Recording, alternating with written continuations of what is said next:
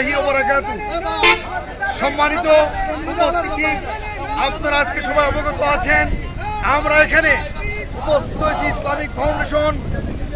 আমরা আমাদের প্রকল্প ৭ম পর্যায়ে পাশ হয়েছিল, ৮ম পর্যায়ে আমাদের প্রকল্প পাশের জন্য আমরা এখানে উপস্থিত হয়েছি। আমাদের একটাই দাবি, আমাদের প্রকল্প ২০২৫ জানুয়ারি পাশ হওয়ার কথা ছিল, কিন্তু বর্তমান সরকার আমাদের প্রকল্প পাশ না করে আজ জানুয়ারি থেকে মে মাস পর্যন্ত আমাদের ৫ মাস এবং ঈদ বোনাস আমরা পাই না। আমরা এখানে শিক্ষক, ইসলামিক ফাউন্ডেশনের ক্যাডার উপস্থিত হয়েছি। আমরা এখানে দাবি জানাতে এসেছি, ঈদের আগে আমাদের প্রকল্প পাশ করে ঈদ উল আজহার আগে আমাদের বেতন বোনাস অবশ্যই প্রদান করতে হবে। সরকারের কাছে আমাদের উদারত আহ্বান, দাবি যে আমাদের ৮০,০০০-এর উপরে ইমামদেরকে ঈদের আগে ৫ মাসের বেতন এবং বোনাস প্রদান করতে হবে। আমাদের ৫ মাসের বেতন এবং বোনাস প্রদান করতে হবে। সাথে সাথে আমাদের ইসলামিক ফাউন্ডেশন আমাদের প্রকল্পকে রাজস্ব খাতে নিতে হবে। আমাদের শিক্ষকদেরকে অবশ্যই রাজস্ব খাতে নিতে হবে। আমাদের শিক্ষক শিক্ষিকার বেতন কমপক্ষে ১৪,০০০ করতে হবে। আমাদের দাবি, আমাদের ইসলামিক ফাউন্ডেশনের জনবলকে রাজস্ব খাতে নিতে হবে।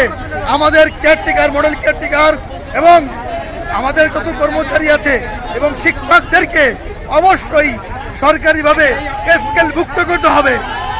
আমাদের বেতন এবং বোনাস, আমাদের প্রকল্প যদি পাস না করে, দ্রুত পাস না করে, সামনে আমরা আরো কঠিন কর্মসূচি দিতে বাধ্য হব ইনশাআল্লাহ।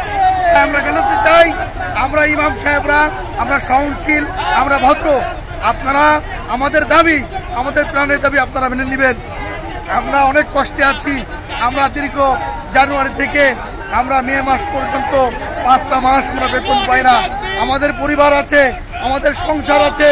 আমরা সরকারকে বলতে চাই, আপনি একটু আমাদের প্রতি সদয় হন, আমাদের পরিবার পরিজনের প্রতি আপনি খেয়াল রাখবেন, যাতে করে আমরা ঈদের আগে আমাদের পরিবারকে নিয়ে আমরা সুন্দরভাবে ঈদের আনন্দ আমরা উপভোগ করতে পারি।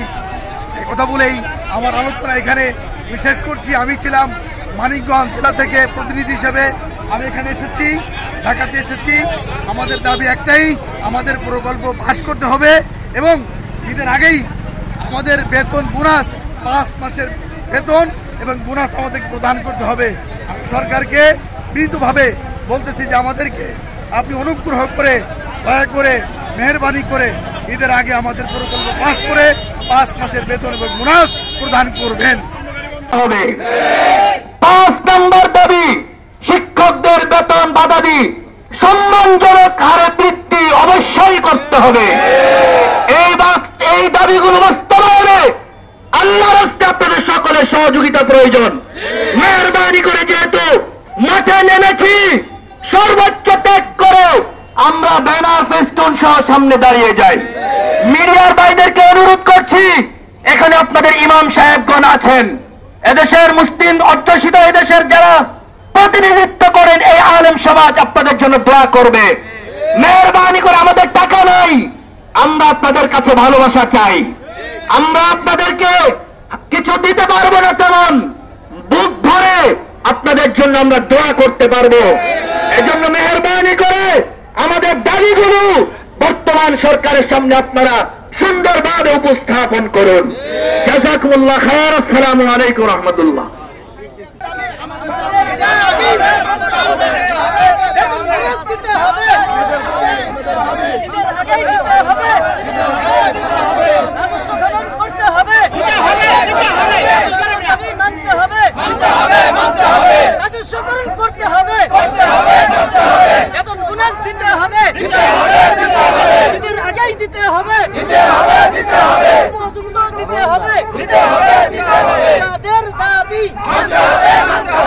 আমাদের ইমামের বেতন বন্ধ করে দিয়েছে।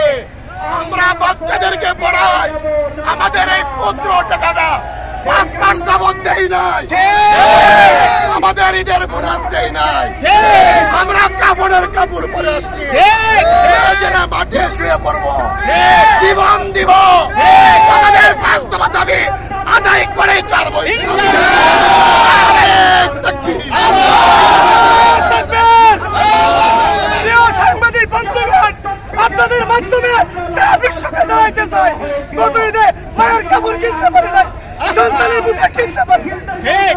আমাদের ঈদ হবে না।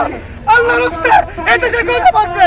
ওলামায়ে কেরামদের যদি দাবি না মানা হয়, এই রাজস্ব খাতে না নেওয়া হয়, আমাদের আলেমদের করে জায়গা দেওয়া হয়, আমাদের সন্তানের মা বাবার বাতিলাই যখন বাদ না থাকবে, এই গজব আল্লাহ সহ্য করবে না। সরকার ধৈর্য